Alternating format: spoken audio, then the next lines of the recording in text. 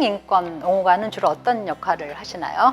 특히 이제 학교 안에서 학생의 인권이 보호되기 위한 그런 일을 하는 것이 학생인권옹호관의 주 업무입니다. 그 학생인권 조례 그 내용을 조금만 좀 설명해 주시면 감사하겠습니다. 네, 학교 안에서의 모든 차별을 받지 않도록 하는 것이 사실은 학생인권조례의 가장 큰 목적이고, 핵심은 학교에서의 어떠한 경우에 있어서 차별이 있어서는 안 된다라는 것이 학생인권조례의 핵심입니다. 결론은 그렇습니다. 인권조례를 통해서 선생님들도 정말 많이 달라지셨고 학생들도 나의 권리를 많이 깨우치는 과정이 됐죠. 네. 오늘 또 저희가 또 듣고 싶은 말씀 중에 네. 하나가 학교 체육부가 있는 학교들에서 인권 침해가 왕왕 일어난다는 얘기들이 있습니다. 그런데 이제 학부모님들은 그냥 우리 학교 애가 학교 졸업할 때까지만 좀 참아보자, 이제 그런 방조를 하는 경우도 있고, 그래서 얼마 전에 경주 그 시청에 소속된 최숙현 선수가 그냥 그 구타와 그 모진 그 폭력을 참아내지 못하고 유명을 달리한 경우가 있는데요. 서울의 그런 체육 그 특기생들 그런 인권옹호관으로서 그런 사례를 접하신 적도 있는지 말씀 주시기 바랍니다. 사실은 이제 서울에서 내노라 하는 운동부가 있는 학교들이 꽤 있습니다. 야구로 유명한 학교, 아니면 축구, 농구, 네. 축구, 네. 배구. 근데 사실은 이제 운동부 학생들의 특징은 학교에서 기숙사를 제공을 하거나 학교에서 거의 기숙을 하면서 운동에 전념하는 수가 많다 보니까 사실은 그 안에서 어떤 인권 침해 사항이 발생하는 빈도가 굉장히 높다라고 봅니다. 저희한테 접수된 사항 중에서도 코치나 감독에 의한 체벌이 워낙 많다 이렇게 하고, 특히 고등학교 같은 경우는 대입을 목적으로 하다 보니까 코치나 감독한테 그런 어떤 눈에 띄어야 되는 그런 절대적인 그렇죠. 권력을 갖고 있죠. 그래서 이제 체벌도 감수를 한다든가 아니면 어떤 불이익을 감수한다든가 막 그런 것들이 상당히 있었어요. 그래서 저희가 이제 그런 운동부 기숙사 학교에 대해서 전수조사를 한 적이 있는데, 기숙사. 근데 그건 좀 비공식적으로 했습니다. 그런데 사실 굉장히 좀 문제가 컸었습니다. 기숙사의 문제가. 특히 이제 모든 기숙사의 문제가 제일 컸던 건 뭐냐 하면, 기숙사 사감을 저희가 인권 교육을 했는데 사감들이 와서 공통적으로 하는 게 사감은 권한이 아무것도 없다는 거예요. 저희는 사감을 교육하면 그게 해결될 줄 알았는데 사감은 권한이 없고 결국은 학교의 교장이 권한을 갖고 있다는 거예요. 교장이요? 네. 제가 얼마 전에 또 접한 학교는 교장님은 또 권한이 없고 그냥 모든 것은 감독한테 있다고 그러니까 그러시더라고요. 감독도 결국은 교장이 채용하고 하는 거기 때문에 학교에서 기숙사 룰 같은 거를 정할 때도 감독과 코치와 교장이 다 의논을 해서 되는 거지, 일방적으로 감독이나 코치나 아니면 사감이 결정할 수 있는 구조가 아니라서 결국은 기숙사 학교의 인권 교육을 하자면 그 해당 학교 교장 그리고 이제 감독, 코치 이런 사람을 대상으로 해서 교육을 하지 않으면 사감은 그냥 학생들이 안전사고에만 되어 있기 때문에 사감 교육으로다가 해결할 수 있는 사항은 아니었었어요. 근데 운동부의 특징이 뭐냐 하면 이제 성적을 내기 위한 굉장히 강 스파르타식 훈련이잖아요. 강한 그 굉장히 고통을 수반한 이제 저희한테 민원을 넣었던 학생 중에 하나는 자기는 하루라도 안 맞으면 불안하다는 거예요. 그리고 학부모님도 면담을 했어요. 그 학교에 그런 체벌 사항이 일어난 학교의 학부모님은 아이가 많이 맞으면 성적이 잘 나온다는 거예요. 그러니까 이 구타가 학생뿐만 아니라 학부모님한테도 네가 지금 좀 고통을 감내하면 우리가 목표로 하는 대학에 들어갈 수 있다라는 거기 때문에 그런 모든 불이익과 구타나 그런 사항들을 다 견뎌내고 참는 거예요. 특히 이제 운동부 학교에는 학생들이 이제 식사를 해야 되는데 그거를 해줄 수 있는 사람들이 없잖아요. 그러니까 이제 따로 돈을 줘서 그런 사람을 고용하기도 하지만 대부분 학부모님들이 돌아가면서 아이들 이제 식사를 준비를 하고 또 막 전지훈련 가면 거기까지 쫓아가서 식사를 하고 하면서 어머님들이 감내해야 되는 일도 너무너무 많으신 거예요. 그런데 그 안에서 자기 아이가 체벌을 당하는 걸 봐요. 그런데도 아무 말도 못 하는 거예요. 왜냐하면 많이 맞더라도 우리 아이 좀 그 시합에 내보내달라. 왜냐하면 시합에 내보내야지 각 학교에서 감독이나 와서 애들을 뽑아가잖아요. 그렇죠. 맞아요. 대학에. 네. 그러다 보니까 모든 체벌과 그 엄청난 훈련과 그 반인권적인 그런 상황들에 그렇죠. 대해서 네. 다들 침묵하고 다들 조용히 하고 있는 거죠. 그 최숙현 선수도 마찬가지로 부모님이 몰랐던 게 아니더라고요. 보면 최숙현 선수가 그렇게 고통받고 있는 걸 모르는 상황이 아니었었어요. 그러니까요. 편지도 쓰고 네, 뭐 네. 여러 가지 아무튼. 그럼에도 네. 불구하고 혹시 어떤 불이익이 있을까봐 대놓고 얘기를 하지 못한 거였죠. 근데 저는 우리나라 그 체육 교육이 지금같이 이렇게 엘리트 교육을 하는 거에 대해서는 이런 체벌과 이런 폭력의 고리에서 벗어날 수 없을 거라고 생각을 해요.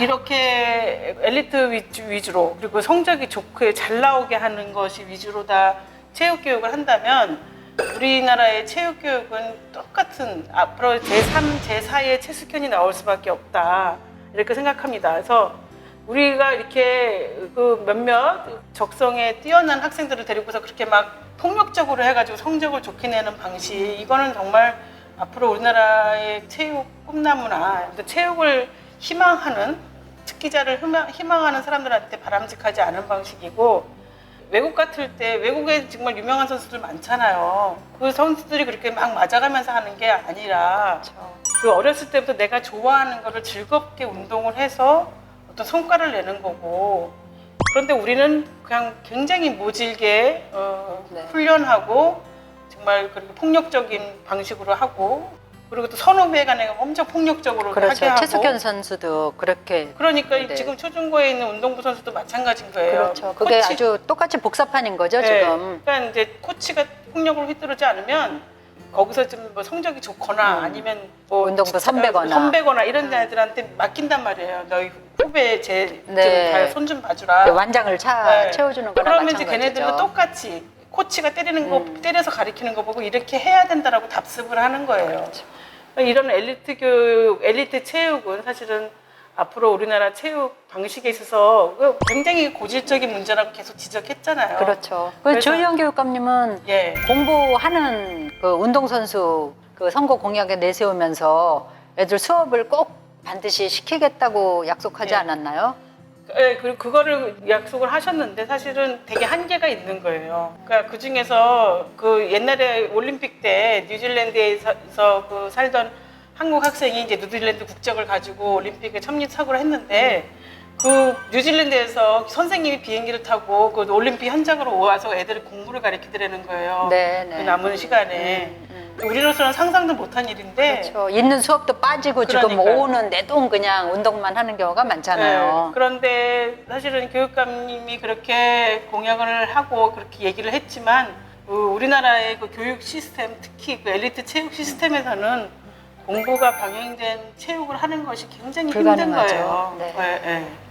그래서 이런 폭력의 고리를 없애려면 우리나라의 지금 경쟁 방식의 그 엘리트 체육, 최고만 살아남는 이런 엘리트 체육을 해가지고서는 이런 상황은 계속 발생할 거라고 봅니다. 그 이제 원관님 말씀 들으니까 단편 영화 인권위원회에서 만든 거 4등 네네네. 그게 생각이 나요. 아이가 왜 수영을 좋아해가지고 그렇죠. 계속 수영대회에 나가는데 얘가 이제 무슨 동메달인가 그러니까 계속 트라우마가 있는 거죠. 장려상만 받아오니까는 저기 가면은 용한 감독이 있다고. 근데 그 용한 그거는 오로지 체벌이었잖아요. 그러니까. 체벌과 폭력. 그래서 애를 막 못 살게 하고 막 스파르타 훈련을 시키고서 3등으로 들어오기는 했는데 아이가 막 너무 네. 힘들어하니까 결국 큰 갈등이 빚어져. 아니 저도 그 영화를 봤는데 네, 막 가슴이 찡하잖아요. 아니 근데 저는 그 영화를 보고서 저 정도의 체벌은 체벌도 아니다. 아, 네. 그러니까 그 제가 들은 그 폭력상 왜냐하면 제가 전수조사를 했었거든요. 네, 이제 모 학교에서 학생 체벌이 워낙 심하다 그래서 그 학교의 학생들을 전수조사를 네, 했었어요. 체육부, 네. 운동부 선수들을. 근데 정말 아침부터 저녁까지 맞는 거예요. 그리고 안 맞으면 불안하대요. 차라리 한 대 맞으면 그냥 오늘 하루 때웠구나. 네, 오늘은 안 맞고 이제 맞는 거로 끝났으니까 내일이 기다려지는데 안 맞으면은 언제 맞을지가 몰라서 너무너무 두렵다는 거예요. 그 정신이 얼마나 피폐해지겠어요. 그러니까요. 몸의 고통도 고통이지만. 그리고 그 아까 얘기했듯이 안 맞으면 불안하다는 거예요. 맞는 게 차라리 낫다. 그렇게 하고 맞아야지 성적 나와요. 이렇게 얘기하는 거예요, 학생들도. 그 엄마도 영화에서 그러잖아요. 네, 네, 그렇게 스파르타 훈련을 시켜서 보내야 된다고. 그래서 맞으니까 성적이 잘 나왔어요 라고 그랬죠. 얘기를 해서 그래, 맞아. 굉장히 가슴 아팠어요. 그러니까요. 아유, 참.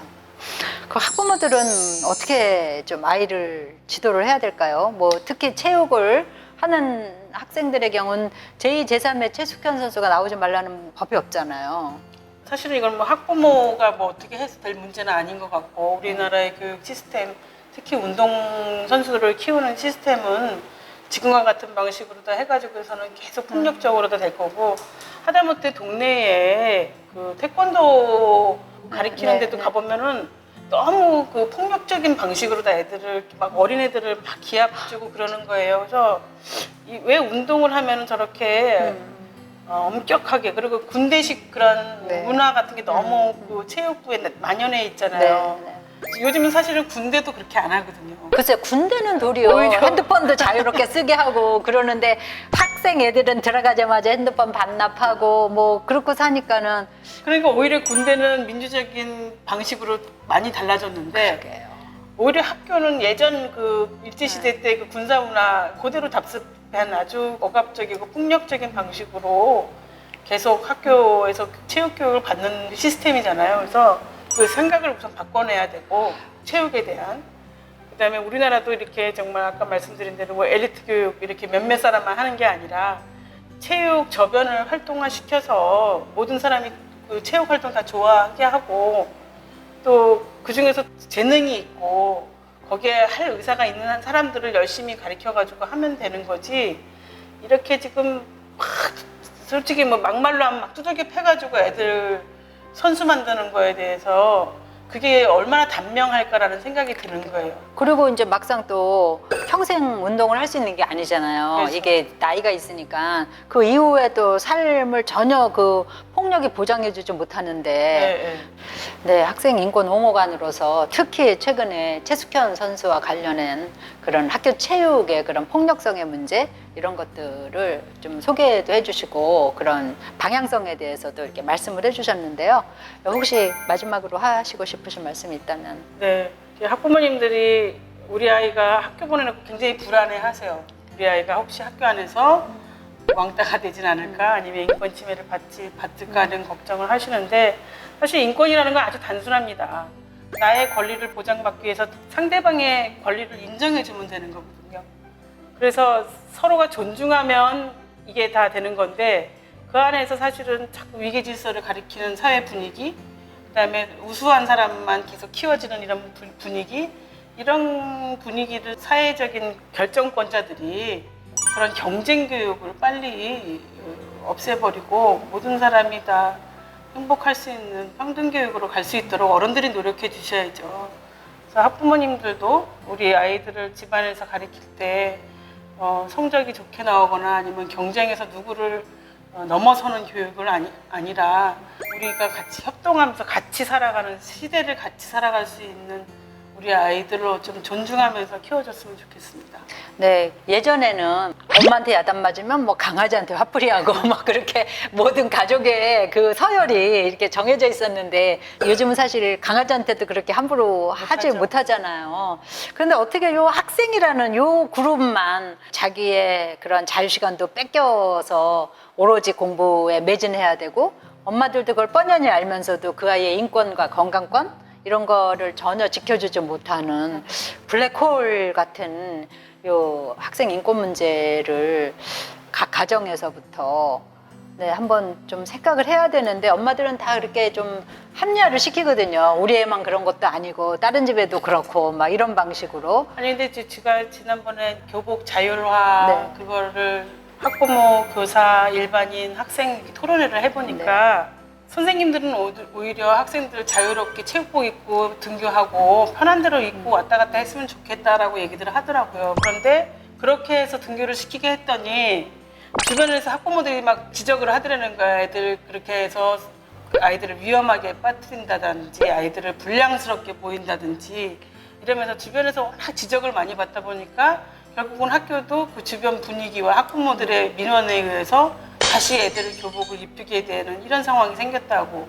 그러면서 그러다는 거예요. 아주 좋은 학교 다니는 애들은 굉장히 단정한데 그거보다 좋지 않은 학교 지역의 아이들은 그것도 되게 참 불량하다. 차별이네요. 네, 네, 그렇게 성적으로. 얘기들을 하면서 우리 아이들은 철저하게 교복만 입히고 용모 단정한 학교를 다녔으면 좋겠다라는 민원들이 많았다는 거예요. 그래서 지난번 교복 자유화 하면서도 얘기 들었던 게 오히려 학교에서 학생들과 교사들은 아이들 자유롭게 해주고 싶다라고 하는데 학부모님들의 의견이 굉장히 팽팽했었거든요. 나중에 토론을 통해서 결론적으로는 학생들이 원하는 대로 다 해줘야 된다라고 결론이 나긴 했지만 굉장히 그 토론 과정 중에서 거의 반반이 한쪽은 교복 입혀야 된다, 한쪽은 자유로워야 된다 해가지고 굉장히 팽팽했었는데 결국은 학생들의 얘기를 듣고 나면서 학부모님들 마음을 바꾸시더라고요. 그래서 이런 민주적인 과정, 서로 다 상대방의 얘기를 듣는 과정, 경청하고 이런 분위기가 학교 안에서도 형성이 돼야 된다고 봅니다. 네, 요새 정부가 학생의 학부모의 교사를 법제화한다고 좀 이렇게 학교 자체에 시동을 건 것 같습니다.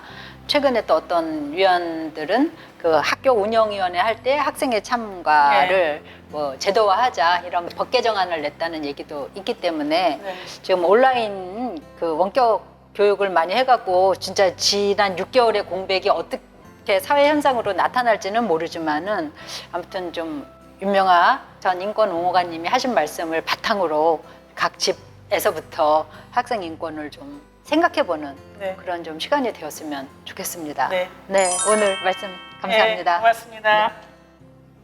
네, 이상으로 오늘 김명신의 교육문제 해결소 마치도록 하겠습니다. 감사합니다. 고맙습니다.